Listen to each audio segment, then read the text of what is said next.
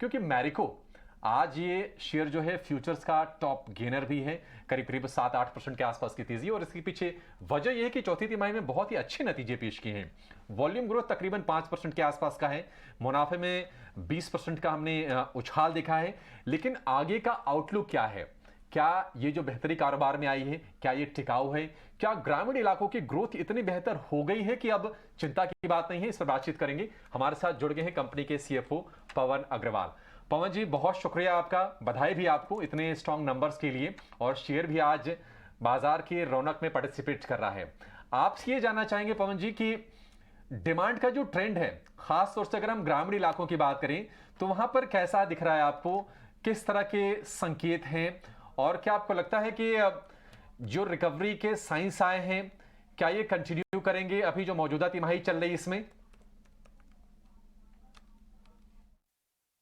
So first of all, thanks for getting me on the show. See, जहाँ तक rural urban का सवाल है, यस रूरल में अभी भी पेन है। अगर मैं सेक्टर ग्रोथ की बात करूँ तो अप्रॉक्सीमेटली 6 क्वार्टर के बाद सेक्टर में rural growth marginally positive trajectory move करी है। और सिमिलर सा ट्रेंड्स हमको अपने परफॉर्मेंस में भी दिखाई देता है, जहाँ पे अर्बन ने बेहतर परफॉर्मेंस दिया है as compare to rural. But the good thing is that progressively things are improving. अगर मैं पिछले 2-3 क्वार्टर की बात करूँ तो पिछले 2-3 क्वार्टर से हम देख रहे हैं कि एक इम्प्रूवमेंट दिख रहा है क्वार्टर ऑन क्वार्टर।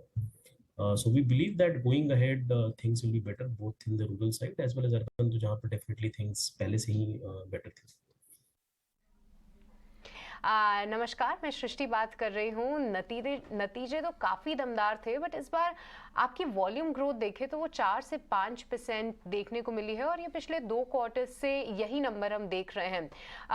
आगे चल के कब तक उम्मीद की जाए कि यहाँ से भी और बढ़त हमें देखने को मिल सकती है आपके वॉल्यूम ग्रोथ पे? हाई सिंगल डिजिट यानी कि 7 से 9% के बीच में कोई नंबर अगर आप उम्मीद कर रहे हैं तो वो कब तक आते हुए हम देख सकते हैं?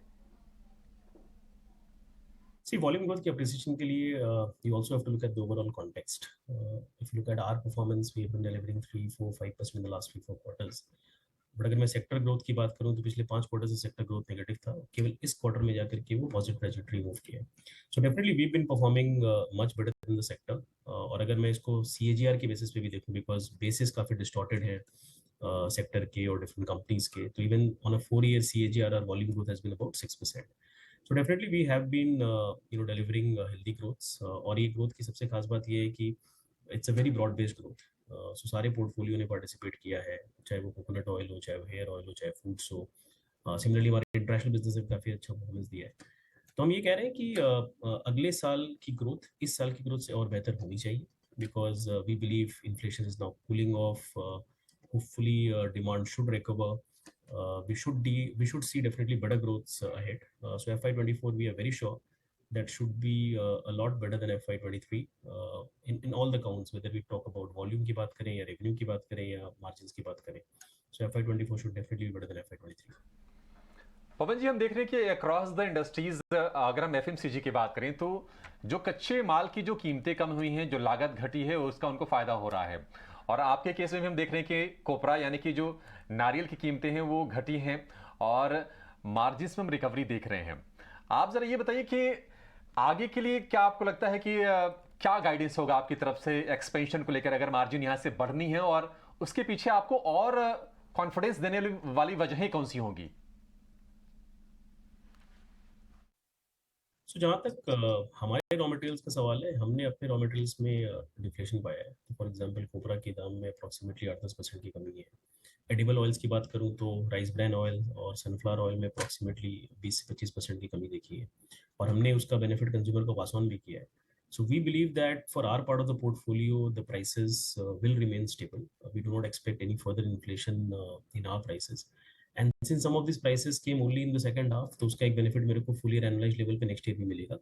And that is giving us the confidence that our gross margin should expand by at least 200 to 250 basis points. And उसके बाद उसमें से definitely हम A&P में इन्वेस्ट करना चाहेंगे, ब्रांड बिल्डिंग के पीछे इन्वेस्ट करना चाहेंगे, एंड देयरफॉर ऑपरेटिंग मार्जिन के स्टैंड पॉइंट हम ये कह रहे हैं कि एटलीस्ट 100 बेसिस पॉइंट्स की एक्सपेंशन हमको देखने मिल सकती है नेक्स्ट ईयर।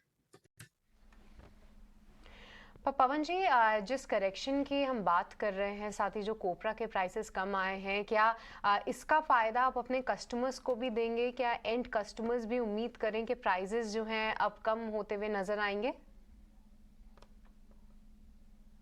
अगर मैं पैराशूट कोकोनट ऑयल की बात करूं तो पीक प्राइसिंग से हमने अप्रॉक्सीमेटली 8-10% का प्राइस कट किया और कंज्यूमर को बेनिफिट दिया है। अगर मैं सफोला एडिबल ऑयल्स की बात करूं तो अगेन वहाँ पे पीक प्राइसिंग पे हमने अप्रॉक्सीमेटली 20-25% पास ऑन किया है। सो अगर रॉ मटेरियल प्राइसेस की ट्रैजेक्टरी मेंटेन रहती है तो शायद और प्राइस कट्स नहीं होंगे, but for example if it were to correct further we will very proactively pass on this benefit to the consumer. So it's very difficult to sort of suggest whether we will take any further price cuts because it is completely linked with the cost of the commodities. पवन जी, बहुत शुक्रिया, आपने ये राहत की हमें जानकारी भी दे दी कि प्राइसेस भी यहाँ से कम होंगे आपके प्रोडक्ट्स की, क्योंकि अच्छी आपकी वो ब्रांड्स हैं। पैराशूट ऑयल की अगर हम बात कर लें, या फिर ऑयल में भी आपका खाद्य तेल में आपका अच्छा डोमिनेंस है। बहुत शुक्रिया आपका समय देने के लिए और नतीजों पर बातचीत करने के लिए, आगे का आउटलुक भी शेयर करने के लिए। तो मैरिको आज हम देख रहे हैं कि 7% की जो गेंस शुरुआती सत्र में शेयर ने बनाए, 8-9% हालांकि ऊपर था ये, लेकिन अभी भी उसको कंटिन्यू कर रहा है 7% के आसपास की तेजी, क्योंकि वॉल्यूम ग्रोथ की बढ़िया नंबर्स इंडस्ट्री में अगर हम बाकी कंपनियों की तुलना करें तो सबसे बेहतरीन, इनफैक्ट हम कह सकते हैं कि मैरिको के नंबर आए हैं वॉल्यूम ग्रोथ के फ्रंट पर, जो कि पूरे कंपनी को ड्राइव करती है। वॉल्यूम होता है तो आपकी हर चीज़, हर मैट्रिक्स पे बेहतर होती हुई चीज़ें दिख जाती हैं, चाहे वो आय हो या फिर वो मुनाफे का फिगर हो। तो एक बढ़िया नंबर मैरिको की तरफ से, शेयर है 7% ऊपर और फ्यूचर्स में भी ये शेयर आज के टॉप गेनर्स में शुमार है। क्षितिज, क्विक एक आप व्यू दीजिए मैरिको पर जरा। मैरिको अभी भी लेना चाहिए या करेक्शन का वेट करें? क्या ट्रेड के कोई मौका बनेगा आपके हिसाब से? उन्होंने एक अच्छी खासी गैप अप ओपनिंग देने के बाद अपने गेन्स को होल्ड करता दिखाई दे रहा है। स्टॉक में अभी भी पोटेंशियल अपसाइड में मूव करने का, बट ऑलरेडी स्टॉक यहाँ पे 7% के गेन्स के साथ ट्रेड करता दिखाई दे रहा है। तो मुझे लगता है यहाँ पे ओवरऑल सेटअप काफी पॉजिटिव है, लेकिन यहाँ मैं सलाह दूंगा स्टॉक्स को डिप्स के ऊपर एक्यूमुलेट करें। अभी स्टॉक ट्रेड कर रहा है 530 के लगभग। यहाँ पे मुझे लगता है अगर आपको 520 से 515 के जोन में स्टॉक मिलता है तो वहां पे अच्छे लेवल्स होंगे, वहां पे रिस्क रिवॉर्ड भी काफी अच्छा फेवर करेगा। ट्रेडिंग स्टॉप लॉस मेंटेन करिए 500 रुपए के नीचे, बिकॉज मुझे लगता है जब तक स्टॉक 500 रुपए के ऊपर होल्ड कर रहा है ये अपसाइड मोमेंटम कैरी रहेगा। आने वाले सेशन में स्टॉक 550 की तरफ भी मूव करता दिखाई देगा। तो स्टॉक्स के ऊपर नजरिया पॉजिटिव है, लेकिन डिप्स के ऊपर यहाँ पे स्टॉक को एक्यूमुलेट करने की सलाह रहेगी।